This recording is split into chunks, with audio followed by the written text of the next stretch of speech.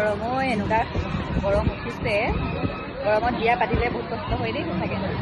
গৰমত আহিলোঁ এতিয়া কফি খালোঁ এতিয়া আইচক্ৰীম খাম কফিটো টাইম হ'ল বাৰু দেই এতিয়া নাই লাহে ধীৰে খাম আৰু অকণমান বাচি আছোঁ বুলি কুলাৰটোৰ ওচৰলৈ আমি বহি আছোঁ সেইকাৰণে অকণমান যেন তেন আৰু